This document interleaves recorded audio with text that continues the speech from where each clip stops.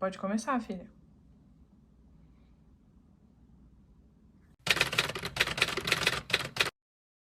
Hoje, na caixinha de perguntas do Instagram, uma pessoa me perguntou, ou disse, como que eu posso controlar a minha ansiedade? E aí que eu respondi em superfície, né? A superfície que é permitida em um story, sei lá, 30 segundos, 1 minuto, um pouco do que eu vou ampliar e vou aprofundar com você hoje aqui nesse vídeo.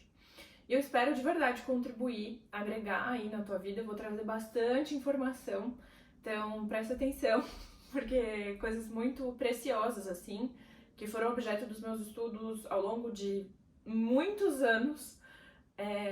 Vou condensar tudo aqui, então é isso. Me acompanha aí que hoje vai ser doido. Enfim, para começo de conversa, o que eu acho bem importante já de saída pontuar para você é que não tem como controlar a emoção, tá? Ponto. Não tem como controlar a emoção. O que tem é como manejar emoções. E aí eu vou te explicar o porquê que não tem como controlar e qual que é a diferença entre controle e manejo, tá bom? Mas até aqui, fechadas comigo. Não tem como controlar a emoção. Rasga isso da sua cabeça, tira essa ideia, nunca mais pensa isso. Vamos lá. As emoções, elas são respostas naturais e automáticas do nosso sistema nervoso a estímulos externos ou internos. Então, o que isso quer dizer? Que a emoção ela é uma resposta a um estímulo. Se é uma resposta a um estímulo e é uma resposta natural e automática, que controle você tem sobre isso? Porque vamos lá, primeiro que você não tem controle nenhum sobre o que te estimula no teu entorno, né? Então, por exemplo, minha gatinha pode daqui a pouquinho pular aqui no meu colo, isso pode me deixar meio, sei lá, pode me deixar ansiosa, pode me dar um branco, em consequência eu posso esquecer qual era a minha linha de raciocínio, ou pode ser que eu receba algum estímulo interno, então pode ser que eu me lembre de alguma coisa que eu tinha para fazer no meio da minha fala. E a mesma coisa pode acontecer, eu posso ficar ansiosa, eu posso ter um branco, posso esquecer onde é que eu tava querendo chegar no meio da frase que eu tava falando. Então, assim, as emoções, elas só são respostas, tá? Sem dar juízo de valor pros sentimentos, se eles são bons, se eles são ruins, se raiva é bom, se raiva é ruim, a gente só tem que eles são respostas a estímulos externos ou internos. Mas não qualquer tipo de resposta, são respostas naturais e automáticas. Então, sendo naturais e sendo automáticas, zero controle. E aí tem uma outra coisa também que eu acho bem importante de trazer, que as emoções, elas são respostas, mas aí lembra do nosso vídeo em que converso com você sobre os estímulos antecedentes e tudo aquilo que forma o nosso comportamento? Pois bem, as nossas emoções, assim como qualquer outro comportamento, porque para análise do comportamento, emoções são comportamentos, elas podem ser influenciadas pela tua genética, pelas tuas experiências passadas, por tudo aquilo que está acontecendo no teu interno, então no teu externo, então o teu ambiente atual, o lugar que você está naquele momento e até os processos bioquímicos do teu corpo. Então, se por exemplo, você está com algum desajuste hormonal, isso vai influenciar como que você vai receber, como é que você vai processar um estímulo e vai ter a resposta emocional 1 ou 2, entende?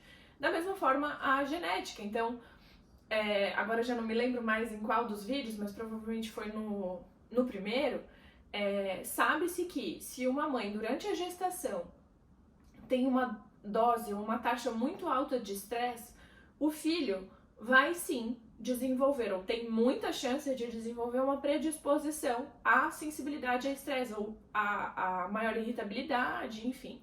Então, mesmo a tua carga genética, sim, mas a tua história anterior que começa na barriga. Então, enquanto você estava sendo formado ali. Então, olha a complexidade do que é uma emoção. Para você tentar controlar. Porque assim, eu não sei você, mas eu não tenho o menor controle sobre a minha genética, sobre o que minha mãe fez durante a minha gestação, sobre o que minha família fez comigo enquanto eu estava me desenvolvendo, sobre o que meus coleguinhas da escola fizeram, porque tudo isso vai formar o que vai culminar na emoção que você está sentindo agora aí. E talvez eu falado de como a minha família me tratou, dos meus coleguinhas na escola, você já lembrou de um coleguinha na escola que uma vez fez bullying com você, e isso pode ter te deixado ansiosa, e aí você já perdeu o foco um pouquinho do vídeo. Entende isso? As emoções, elas são assim, são respostas naturais e automáticas a estímulos. Apenas isso. Não são coisas boas, não são coisas ruins, são respostas a estímulos.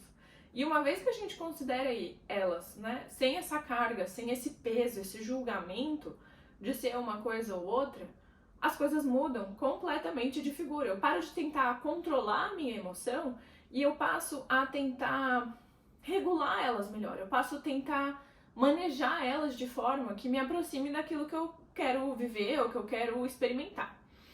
E aí que eu não consigo controlar o que é automático, o que é natural. Eu não consigo controlar a ocorrência inicial de uma emoção, porque é uma resposta automática, né? Então eu não consigo, uma vez que ela tá ali, tá ali. Mas a partir do momento em que ela está ali, eu posso fazer alguma coisa com ela. Porque daí ela deixa de ser uma... talvez tenha uma complexidade um pouco maior, mas talvez ela seja... ela deixa de ser uma resposta a um estímulo e ela passa a ser um estímulo para que eu reaja. Então eu tô me sentindo X, Y, Z aconteceu, eu me sinto triste. E agora eu posso fazer alguma coisa com a minha tristeza. E aí a emoção passa a ser um estímulo para que eu maneje, para que eu lide. E é sobre isso que eu quero conversar com você hoje. E eu quis pontuar isso de forma muito firme, assim, para que a gente, de saída, já altere o nosso objetivo. Que o objetivo não seja mais controlar a emoção. Não, pelo menos no sentido de suprimi-la, sabe? Então, assim, eu não quero mais sentir ansiedade. Eu quero colocar a minha ansiedade sob o meu controle. Não tem nada mais ansioso do que querer controlar a ansiedade, né? Mas tudo bem. Mas desenvolver estratégias que te permitam lidar de forma mais construtiva, mais funcional, mais adaptativa com aquilo que você vai sentir. Não tem o que fazer, vai sentir. E aí, se vai sentir, o que vamos fazer com isso? E é sobre isso que eu quero conversar com você no vídeo de hoje. O que você pode fazer com o controle que você não tem? Ou o controle que temos, né? O que você pode fazer com aquilo que você vai sentir? O que é possível que você faça? Para desenvolver uma relação mais saudável mesmo com as suas emoções, sabe? E aí eu dividi essa minha fala em 8 pilares que, na minha percepção, e também embasado em a minha percepção, que é embasada em todos os meus estudos em relação a isso, que não foram poucos, temos 8 pilares que podemos considerar que vão sustentar uma relação saudável sua com as suas emoções.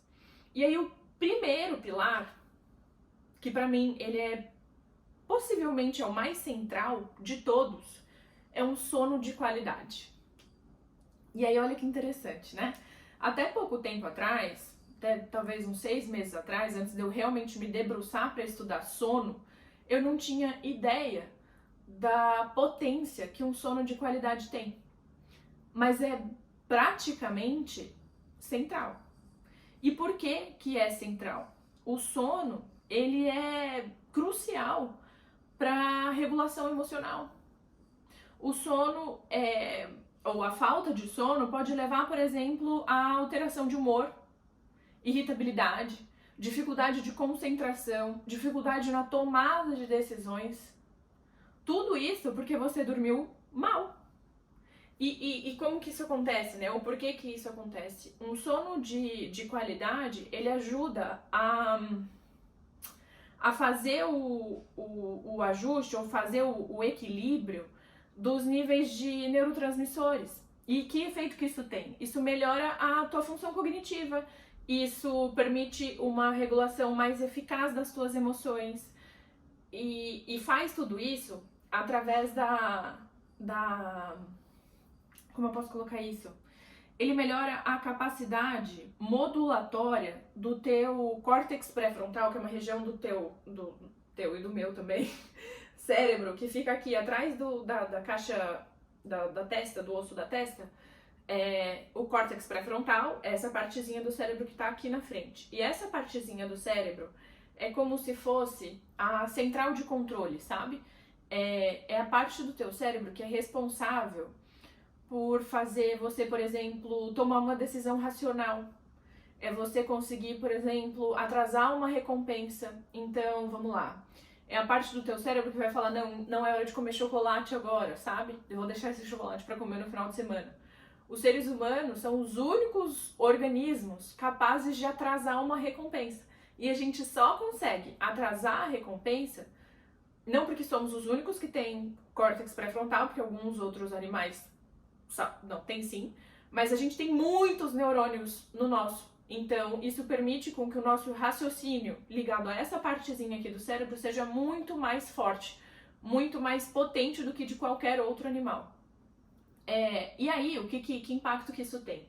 Se é a central de controle, o que mais essa central de controle faz? Ela ajuda você a, por exemplo, regular um impulso. Então, eu quero fazer isso, não vou fazer. Eu vou ser mais razão e menos impulso.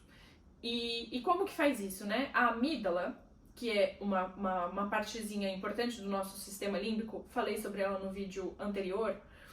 Essa partezinha do nosso cérebro, que é a responsável por reação, então resposta de luta ou fuga, liberação de uma dezena de desencadear uma série de respostas mega importantes para o nosso corpo. Quando você dorme bem, eu chamo de CPF, o teu córtex pré-frontal, ele tem muito melhor capacidade modulatória em relação ao sistema límbico. Então, o teu cérebro, essa parte específica do teu cérebro consegue muito melhor modular as atividades da tua central de emoções. Então, se você dorme bem, o que isso quer dizer? Se você dorme bem, você vai conseguir administrar as tuas emoções com muito mais facilidade, com muito mais leveza mesmo, sabe? Vai ficar muito mais fácil você escolher respirar fundo ao invés de responder um cliente mal criado, ou um marido que tá falando alguma coisa que te incomodou, ou vai te ajudar a não perder a paciência com teu filho, por exemplo. Quando ele tá ali azucrinando tuas ideias. Você vai conseguir controlar o teu impulso porque a tua racionalidade vai estar mais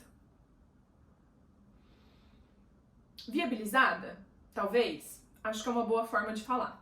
E o segundo pilar do que eu considero ser extremamente importante para a construção de uma relação saudável com as emoções é a prática de mindfulness ou de atenção plena. E quem me segue no Instagram há mais tempo sabe que eu falo isso desde 2018. Porém, o que acontece?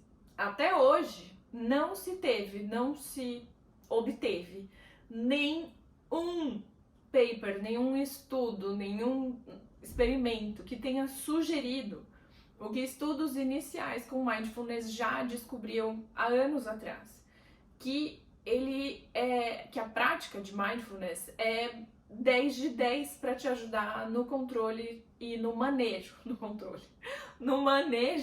das tuas emoções. E como que uma prática, e se você não sabe o que é atenção plena, sugiro que você pesquise um pouco mais sobre isso, ainda que eu tô com a ideia de talvez fazer uma sequência aprofundada em relação a cada um desses 8 pilares. Me diga se você acha que seria uma boa ideia aqui nos comentários, ou me manda lá no Instagram, só pra eu ficar ciente, assim. Se for servir, ajudar uma pessoa, pra mim já tá suficiente pra que eu, tenha aí a motivação pra produzir essa série. Mas, de forma geral, a prática de atenção plena, ou a prática de mindfulness, nada mais é do que você, de forma consciente e intencional, trazer a tua atenção para o momento presente. E como que isso é feito? A prática, pelo menos no início, recomenda-se muito que ela seja através de uma meditação guiada, E o que é uma meditação guiada, né? É o instrutor da meditação te dizendo para onde você deve dirigir a sua atenção. No caso de atenção plena, o instrutor vai sempre te induzir, vai sempre te sugerir que você preste atenção nos teus estímulos ou nos teus estados corporais e físicos. Então, vai te sugerir para você prestar atenção no peso do teu corpo, vai te sugerir para você prestar atenção no contato da tua roupa com a tua pele, vai te sugerir para você prestar atenção, por exemplo, na sensação que as tuas pulseiras têm no teu bracinho. Estímulos todos esses que estão presentes ou já estavam presentes enquanto ou antes de você fazer a meditação. Mas uma vez que o instrutor te sugere e a tua atenção é dirigida para aquilo, você traz então a tua atenção total para aquela partezinha específica. E que benefício que isso pode fazer ou trazer? Quando você está com a tua atenção na pulseirinha que está em contato com o teu braço ou no peso do teu corpo sobre o sofá, sobre a cama, por exemplo, você automaticamente não tem atenção ou não tem foco para entregar para um problema de 7 anos atrás que não foi resolvido ainda com teu marido. Ou para um problema de dinheiro que você não sabe como é que você vai fazer para pagar as contas no final do semestre da faculdade do seu filho. Porque a tua atenção tá aqui na tua pulseirinha. Então, que benefício e como que isso pode impactar a tua relação saudável com as tuas emoções? Eu imagino que seja um pouco fácil de deduzir, assim, que quando você tá com a tua atenção no momento presente, no que você tá acontecendo agora, sabe? Na sensação da roupa que você tá usando agora no teu corpo, isso vai aumentar a tua consciência dos teus estados internos ou dos teus estados no momento presente. E o que acontece, né? Uma vez que um estímulo passa uma vez por um canalzinho cerebral, é muito mais fácil, quer dizer, quanto mais vezes um estímulo passar por um canalzinho ali do teu cérebro, assim como é com o curso de rio, é muito mais fácil que ele passe por ali outras vezes. Então, quanto mais você pratica a atenção plena, é muito mais fácil para o teu cérebro conseguir te conduzir de volta para o momento presente. Então, praticantes de mindfulness que praticam há 1, 2, 10, 30 anos, conseguem com muito mais facilidade se afastar, se descolar de um pensamento futuro, ou de um pensamento passado, ou de uma angústia, e voltar para o momento presente. Trazer a atenção para a respiração, trazer a atenção para o fato de que você está inteira, que você está segura. Entende isso? Então, isso facilita muito, porque, né, você conseguir observar as suas emoções sem julgamento reduz também, assim como o sono ali ajuda a gente a levantar, ligar o nosso córtex pré-frontal, também vai te ajudar a reduzir as tuas reações impulsivas e vai melhorar a tua capacidade de conseguir responder com mais calma e com mais equilíbrio, sabe? Com mais tranquilidade, com mais elegância, com mais leveza às situações. E faz isso através da conexão com o momento presente, né? Então, assim, os benefícios são incontáveis. Eu poderia literalmente ficar falando sobre isso por 40 minutos sem parar, porque eu realmente sou apaixonada pela meditação. Então, se você nunca experimentou, sugiro que você já anota aí no teu post-itzinho ou no teu caderninho que você tá fazendo as suas anotações. Eu ponho um lembrete no celular para você depois pesquisar meditação guiada mindfulness. Muito importante que seja em mindfulness, tá? E aí começa ali com 1 minutinho, 3 minutinhos, vai para 5, depois vai para 10, vai aumentando gradualmente, mas faz, sei lá, uma vez por dia, por uma semana. Depois você me conta como é que você tá se sentindo, mas provavelmente depois de uma semana você já vai perceber alguma diferença. E esse é o segundo pilar para uma relação ou para a construção de uma relação saudável com as nossas emoções. O terceiro pilar é a atividade física regular. E veja aqui, atividade física é diferente de exercício físico. Então, você se movimentar de qualquer forma é fazer uma atividade física.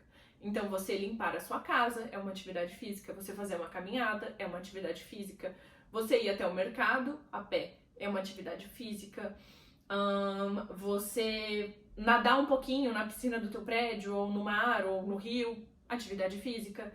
Não necessariamente é um exercício físico, mas você estar em movimento é fundamental, mesmo se a gente desconsiderasse as emoções, o que é impossível de desconsiderar porque elas organizam toda a nossa vida, mas se você só pensa em você como um corpo, sabe? Observa os animais. Os animais não ficam parados. Os meus gatos toda noite têm pelo menos uns 2 ou 3 tiros assim de energia. Os animais não ficam parados porque, mesmo de forma instintiva, né, já que eles não têm consciência sobre isso, sabem que precisam se movimentar para se manter saudáveis. Da mesma forma, a gente também precisa se movimentar para se manter saudável. E por que eu digo, né, atividade física, não necessariamente um exercício físico? Porque eu entendo que, para muitas pessoas, o exercício físico vai ter uma pecha negativa, né? Ai, não vou querer fazer. Mas, cara, se alonga, sabe? Faz uns polichinelos aí, ou vai, ao invés de pegar o elevador, pega as escadas. Ao invés de ir de carro pra vendinha da sua casa, que fica 4 quadras, vai a pé. Ai, mas eu vou ter que ir 3, não tem problema. Vai morrer não. Então, e como que isso, né, já que estamos falando de emoção, como que a atividade física regular pode te ajudar a construir uma relação saudável com as tuas emoções? Vai fazer isso através da liberação das endorfinas, que são neurotransmissores que comunicam ou que geram, promovem sensações de prazer e de bem-estar. Então, você fazendo atividade física, você vai ter liberação dessa endorfina, que vai te comunicar uma sensação de prazer e de bem-estar e que vai antagonizar outros tipos de emoção, como angústia, ansiedade, tristeza, enfim. Também ajuda, claro, a reduzir o estresse, reduzir, enfim, estados depressivos, melhorando e é muito interessante isso, mas a prática de atividade física regular melhora o teu estado emocional geral, não só enquanto você está fazendo atividade física, não é demais? Então, se você faz ali 10 minutinhos de caminhada depois do almoço, ou logo que você acorda, enfim, o momento que for mais conveniente para você, já é sensacional pro teu estado emocional da semana inteira. E se você vai fazendo com frequência, pro teu mês inteiro, para o teu ano inteiro, para tua vida inteira. Então esse é o terceiro pilar para uma relação saudável, para a construção de uma relação saudável com as emoções. Então a gente já passou por sono de qualidade, a gente já passou por mindfulness, falamos sobre atividade física e agora vamos pro quarto, que é a alimentação saudável. Sim, sim, sim, sim, sim. E por quê? Porque alimentos ricos em nutrientes, como ácidos graxos, ômega 3, as vitaminas do complexo B, principalmente, magnésio, tudo isso, alimentos ricos nesse tipo de nutriente, vai favorecer o funcionamento saudável do teu cérebro. E se você vai ter um funcionamento saudável ou melhorado do teu cérebro, obviamente, consequentemente, você vai ter uma melhora na tua regulação do humor. E aí, infelizmente, a gente não vai encontrar todos esses nutrientes em alimentos ricos em açúcar. Você acredita? Menina, não é no brigadeiro. Olha, eu fiquei assim embasbacada. Mas não é no brigadeiro. Não é em alimento rico em açúcar, não é em alimento ultraprocessado. E aí, o que é um alimento ultraprocessado, né? É uma farinha branca, que assim, você não encontra farinha na natureza, né? Então, se você não encontra farinha na natureza, é porque o quê? Porque ela foi processada. Foi assim que eu aprendi um dia, pensando, como é que eu vou identificar alimento superprocessado? Se não consigo ver crescendo no chão, então, realmente, né? Foi processado. E aí, o que acontece? Os alimentos, os ricos em açúcar, que efeito que eles vão ter nas tuas emoções? Eles vão levar a uma flutuação muitas vezes abrupta nos teus níveis de açúcar no sangue. Então você come o açúcar, você vai ter um pico de glicemia, vai ter um pico de açúcar ali no teu sangue. E o que acontece? Isso vai desencadear uma série de respostas. E de novo, se vocês quiserem, eu posso falar um vídeo só sobre alimentação, eu posso me aprofundar mais em como que esse processo neurobiológico realmente acontece. Mas vai ter esse pico e aí o teu humor, ele vai subir junto e vai cair junto. Então, sabe aquela preguicinha que você sente depois de comer um açúcar? Eu tenho uma sensibilidade muito grande para açúcar, e aí pra mim é muito fácil de perceber. Os primeiros 20 minutos depois de comer açúcar, bem que nem criança mesmo, eu vou ficar elétrica. E depois eu vou ficar... Sabe? E é assim que o açúcar contribui para que você não tenha uma regulação emocional tão eficiente. Porque se você vai ficar tendo flutuação em picos de emoção, isso também vai querer dizer que você vai ter maior irritabilidade, que obviamente, o teu humor não está estável, isso também provavelmente vai aumentar muito a tua ansiedade e, por consequência, porque a tua energia está fazendo assim, você também vai se sentir muito mais cansada, vai sentir muito mais fadiga. E aí, porque tá cansada, não vai conseguir produzir tão bem, não vai conseguir se concentrar tão maravilhosamente bem quanto poderia. Então, o açúcar atrapalha a tua relação saudável aí com as tuas emoções dessa forma. Os alimentos processados, as gorduras saturadas, elas podem contribuir para uma inflamação do corpo. E aí, se você tá sempre comendo esse tipo de alimentos, com frequência mesmo, sabe? Em grandes quantidades, porque aqui a regra, eu acredito, né? É excesso. Se você tá sempre todo dia ali, sabe? Como macarrão, de sobremesa eu vou comer uma torta, à noite vai ser mais ou menos a mesma coisa, eu vou fritar um pastel, então um alimento ultraprocessado com uma gordura saturada, isso pode levar a uma inflamação crônica do teu corpo.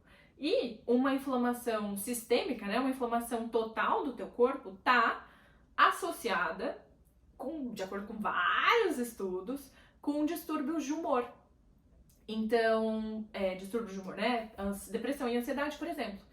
Então, se você não quer correr o risco de um dia chegar num psiquiatra e vir a ser diagnosticado com um transtorno desses, cuida com o que você come, porque isso vai influenciar diretamente na forma como você se sente.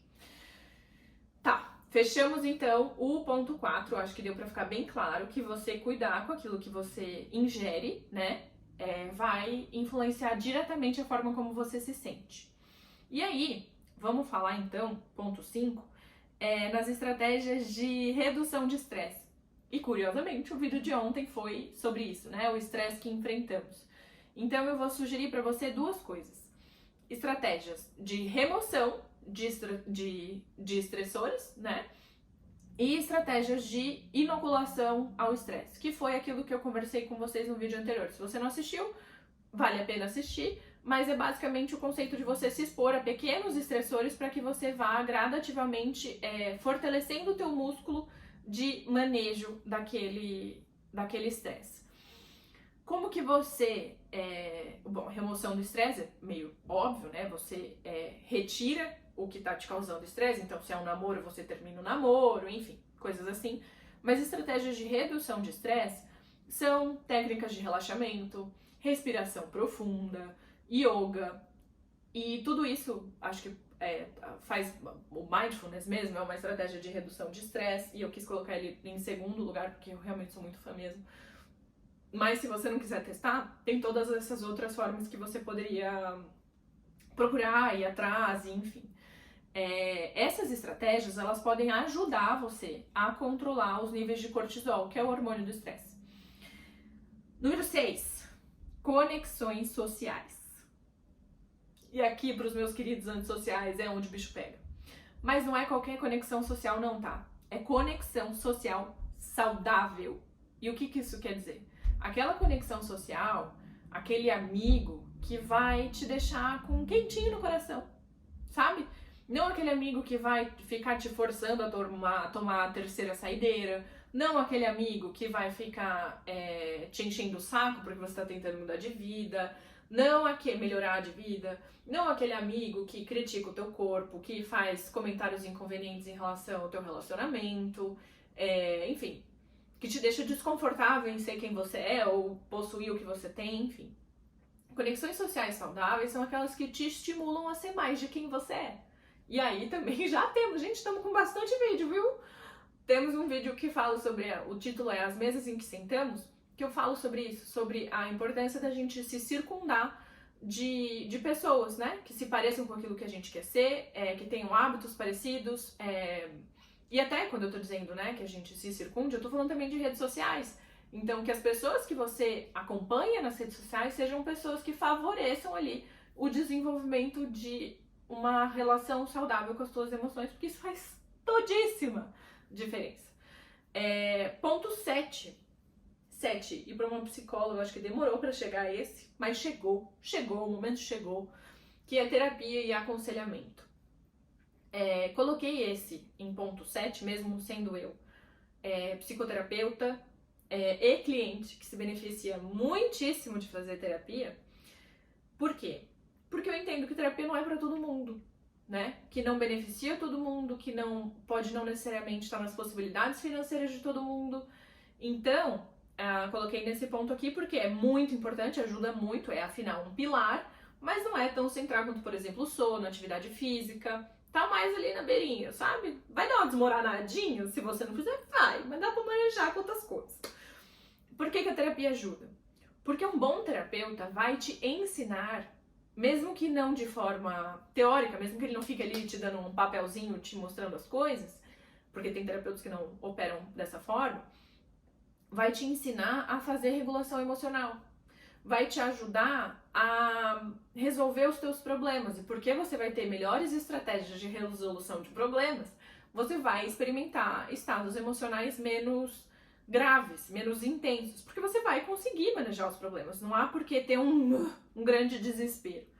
E, além disso, o que pra mim é fantástico é a possibilidade de você ter em outra pessoa um tipo, é como se você tivesse um CPF externo, um córtex pré-frontal externo, que vai te ajudar a resolver os seus problemas. Óbvio, né, gente? Terapeuta não dá sugestão, né? Então, assim, não vai ser a pessoa que vai falar, nossa, tem que terminar esse namoro. Não é isso. Não é isso, pelo amor de Deus. Mas, enfim. Mas vai te dar... Por que é um CPF anexo, né? Porque vai te dar acesso a perspectivas que talvez de outra forma você não teria. Vai te dar insights que talvez de outra forma você não faria conexão. E por quê? Porque é um profissional treinado que estudou, espera-se, longuíssimas horas justamente para conseguir desenvolver uma escuta ativa que não só vai ouvir, analisar, como vai te entregar perguntas que te ensinem a pensar por você mesmo. Então a terapia, o aconselhamento, maravilhoso, ajuda demais na construção de uma relação saudável com as suas emoções. E aí, por fim, por último, hobbies e atividades recreativas. E eu gostei muito quando eu vi isso sendo sugerido num paper, porque é uma parte que especialmente adultos negligenciam muito. E eu não sei se você já reparou assim, mas são bem poucas pessoas do nosso convívio, depois de uma certa idade, que falam, cara, eu faço isso aqui porque eu gosto. Eu jogo xadrez porque me dá prazer. Eu vou velejar todo final de semana porque eu curto. Eu gosto de andar de moto. Geralmente, inclusive isso aqui também pode ser um assunto para outro vídeo, geralmente são homens.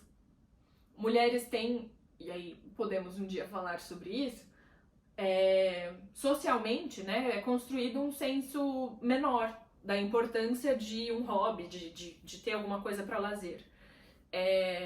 Mas é extremamente importante porque, lembra da endorfina? Libera muita endorfina e também acontece a ativação do sistema de recompensa, que é um chuchuzinho para ser ativado no nosso cérebro. E é uma forma de escapismo da realidade, mas não um escapismo tipo bebida, sabe? É o escapismo saudável. É você ter um momento na tua rotina para você se desligar um pouquinho de tudo aquilo que pode estar te preocupando para você se divertir. E também daí tem uns outros componentes, né? Então, por exemplo, se é um jogo, se você gosta de jogar beach tennis como forma de lazer, isso vai aumentar, por exemplo, a tua sensação de autonomia. Você vai se sentindo, conforme você vai treinando, não importa qual seja o seu hobby, né? Mas conforme você vai praticando, logicamente, você vai ficando melhor. Isso vai te aumentando a tua sensação de autonomia. E de satisfação pessoal. Então, você vai sentindo que cada vez mais você consegue fazer mais, fazer melhor. E por que isso é legal, né? Por que isso ajuda no manejo das emoções? Porque as nossas sensações, os nossos aprendizados, eles são generalizáveis. Então, não é como se você... tô fazendo beach tênis e no beach tênis eu me sinto uma rainha, mas só vai ficar no beach tênis. Chances gigantes... Gente, na verdade não é chance. Isso vai ser levado para outros contextos da tua vida. E isso pode ter um impacto direto na tua experiência com os teus problemas. Então, se você se sente uma pessoa mais autônoma, se você se sente uma pessoa mais capaz de resolver problemas, como que você vai enfrentar a tua realidade? Entende que é muito diferente? Então, enfim, espero que isso seja aí um estímulo para, se você não tem ainda um hobby, que você desenvolva, né? Crie de forma intencional algum. Então vai desenhar, vai comprar um kit de aquarela, vai comprar um kit para você jogar dama, dominó, ou vai colocar como hobby que você vai fazer uma caminhada, ou que você vai, não sei, ler algum tipo de, um gênero de literatura específico. Mas é muito, muito, muito, muito importante que você encontre alguma coisa assim. Até como que eu não me lembrei disso, mas aprender um novo idioma. Gente, que é a forma mais maravilhosa de estimular o teu cérebro. Maravilhoso! Vai pegar e vai fazer uma aula aí de italiano. Depois da pandemia, gente, tudo você consegue encontrar online. Então vai procurar um professor para você fazer uma conversação de italiano, de alemão, de espanhol, de russo, de eslovaco, não sei. Ou vai pegar para aprender um instrumento. Nunca é tarde demais para aprender a tocar piano, harpa, violão, violino, violoncelo. Mas, não importa o que você vai escolher fazer, mas é muito importante que você escolha fazer alguma coisa. Alguma coisa que você consiga perceber, que você vai fazendo e você vai percebendo os avanços, mas que seja alguma coisa prazerosa, sabe? Então, por exemplo, para algumas pessoas, a prática do beach tênis não vai ser prazerosa. Então, a gente não pode considerar uma atividade recreativa. Mas, de repente, pintar em aquarela vai ser extremamente recompensador para você. Ou conseguir tirar uma música no violão vai ser a realização de um sonho. Então, pensa um pouquinho aí nas coisas que você já fez ao longo da sua vida, que você gostou de fazer, e o que você pode fazer, que contingências você pode criar na tua vida hoje para fazer mais disso. E esse é o último pilar. Cobrimos aí os 8 pilares para a construção de uma relação saudável com as tuas emoções. Espero mesmo ter contribuído. Espero ter te ajudado. Se você ficou com alguma dúvida, se você quer perguntar alguma coisa específica sobre qualquer um dos pontos ou sobre outras dúvidas e outros insights que você teve, deixa aqui nos comentários que eu respondo 100% dos comentários. Ou me manda mensagem no Instagram também, que a gente pode desenvolver uma troca na medida do que for possível. Eu vou te ajudar com certeza. É isso que eu tinha pra compartilhar com você. Espero ter te ajudado e até o próximo vídeo.